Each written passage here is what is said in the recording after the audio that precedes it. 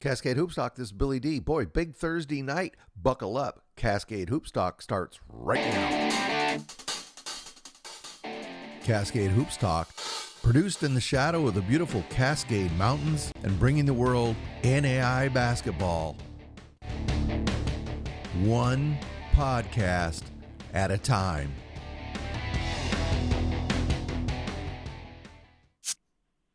Hey, good morning. We got a lot to get through, so let's just jump right to it. Freed Hardeman last night, boy, they looked really good. They beat Georgetown.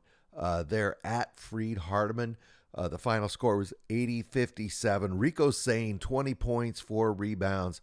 Jalen Anderson, 10 points, 3 assists.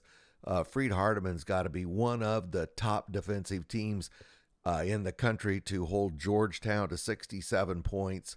They're going to be a tough out there in the Mid-South. It's good to see the Mid-South finally playing Mid-South basketball. Freed goes to 16-1, and they're going to host Cumberland's on Saturday.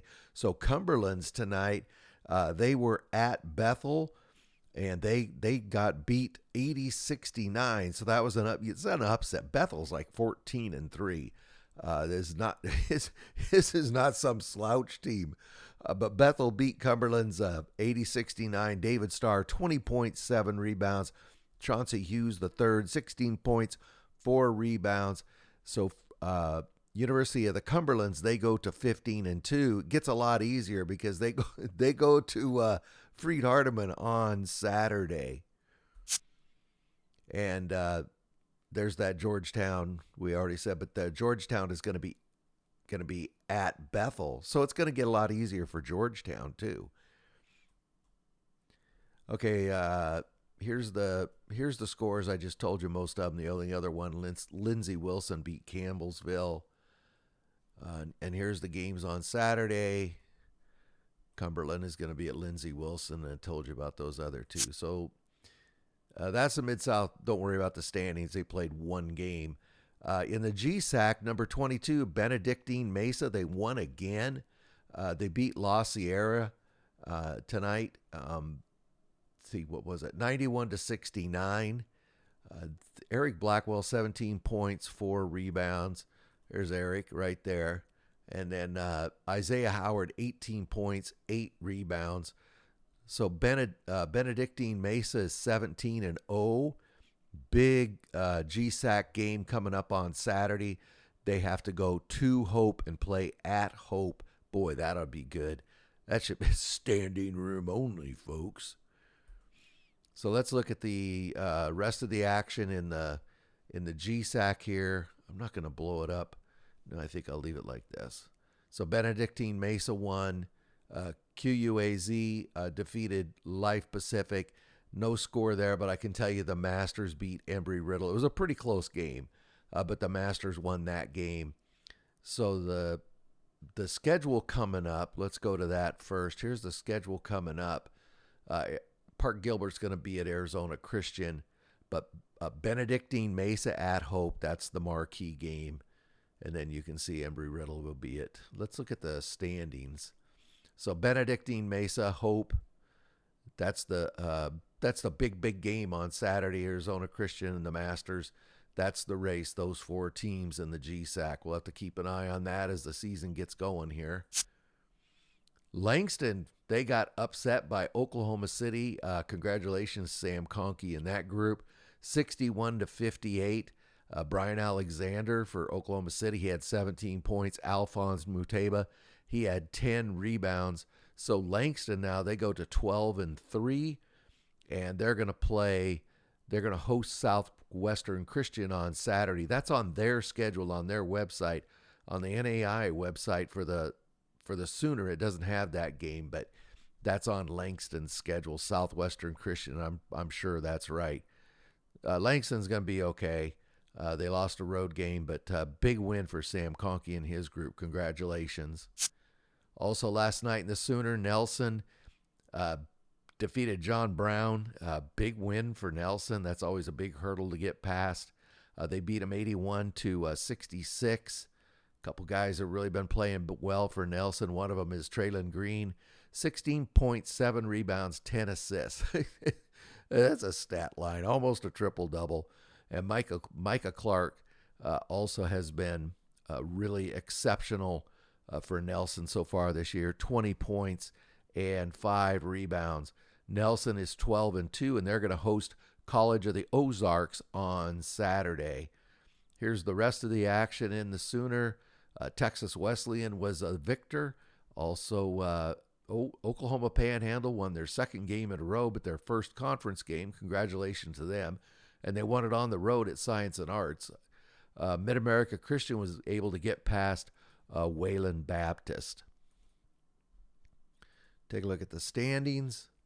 So Nelson, Langston, Oklahoma City are really leading the conference. You can see Mid-America Christian, Texas Wesleyan, John Brown are kind of in a second tier. They're battling for second. So coming up on Saturday, John Brown will be at Texas Wesleyan. Key game in the conference, Oklahoma City. They're battling. They're going to Central Christian.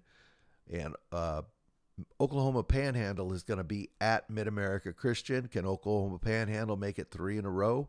We'll see. And I told you Langston will be playing Southwestern Christian.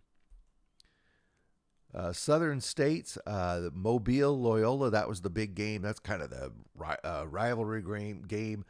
Southern Louisiana versus Southern Alabama.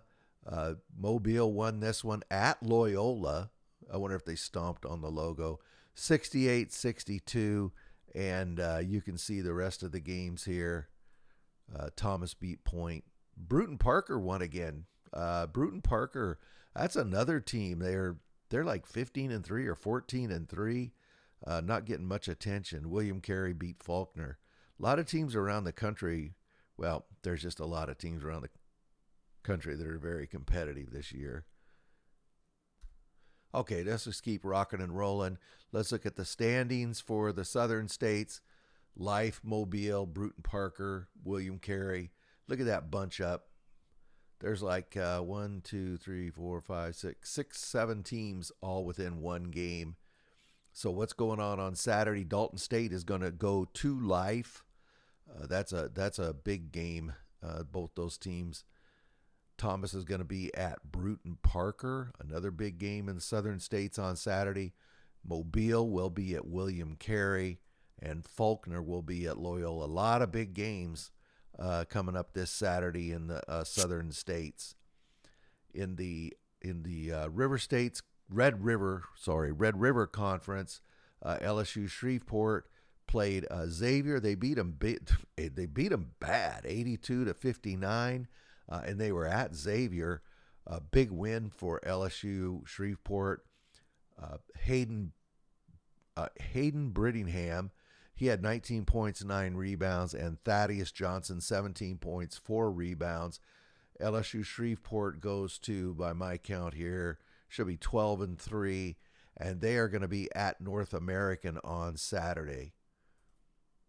The rest of the games in the Red River Conference. Texas A&M Texarkana got beat. That was a big loss. I'll show you in the standings.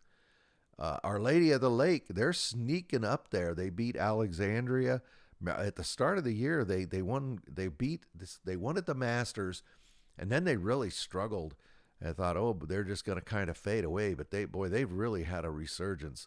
I'll show you here. Look at the standings. So Shreveport's perfect at 9-0. But Our Lady of the Lake is 6-2 now. Xavier's 5-2. Okay, one disclaimer on the standings. You know, I pull these standings as soon as the games get over. Sometimes I wonder if they completely update. I just have to have some faith. I don't do it the very minute, but I do it, within 10 or 15 minutes after the games finalize. Let's look at what's happening on Saturday. Shreveport's going to be at North American. Shreveport has to keep winning. They got teams coming up on them fast. Here's a game for position: Texas A&M, Texarkana, and Xavier. And Our Lady of the Lake is going to host Louisiana Christian. Even though their record's not that great, they are not a cakewalk. Let's go over to the HBCU. A few games in it there. Couple ones that really made an impact in the standings. Tougaloo was able to defeat Dillard. And then Philander Smith, who's leading the conference, they were able to stay on their roll, and they beat Houston Tillotson tonight. Look at the standings. So Philander Smith continues to be perfect. Tougaloo, I just showed you, and Stillman. So what is that? 1, 2, 3, 4 teams within one game. Well, really 1.5. Let's look at what's happening on Saturday in the conference. Suno is going to be at Tougaloo. That's a big game for standings. Philander Smith, I just circled that one because they got to keep winning because they got teams right behind them. The AMC was in action last night. Hannibal LaGrange, they're fighting for position, and they were able to defeat Central Baptist last night. Big win for them. I'll show you the rest of these scores. Mission also was able to win, got a big win. Here's the standings. Very few games. Not many games so far. And the only game I got really circled for this Saturday is Mission at Hannibal LaGrange. That's a fight for position. Hey, really appreciate you listening. A couple things real quick. I'm gonna see two teams I haven't seen this year. I'm gonna see Eastern Oregon. They are a juggernaut offensively. Rumor has it they have to replace the nets after every practice. I'm not kidding. They are just shooting the heck out of the ball. I'm really looking forward to seeing Eastern Oregon. And then on Saturday will be my first look live at College of Idaho. I mean, they're not the juggernaut that they were last season, but they're still a very, very good basketball. They got Alex Germer, they got Dougie Phillips, and they brought in a couple other guys and a couple freshmen that are really producing. So should be a good weekend of basketball. Try to bring you some interviews and live shots from those. But it's going to be a fun weekend of basketball for me, and I hope you have a fun weekend of basketball as well. The only thing I have to do is brave the mountain first thing in the morning. So when you listen to this, I'll be on the Cascade Mountains trying to get over the hill. And you get out and you support your basketball team this weekend as well, and we'll speak on Monday morning. Thank you. This is Billy D. Thank you very much for supporting our podcast. Please like and subscribe. Get out to your local NAIA school because NAIA basketball is the best entertainment value in America.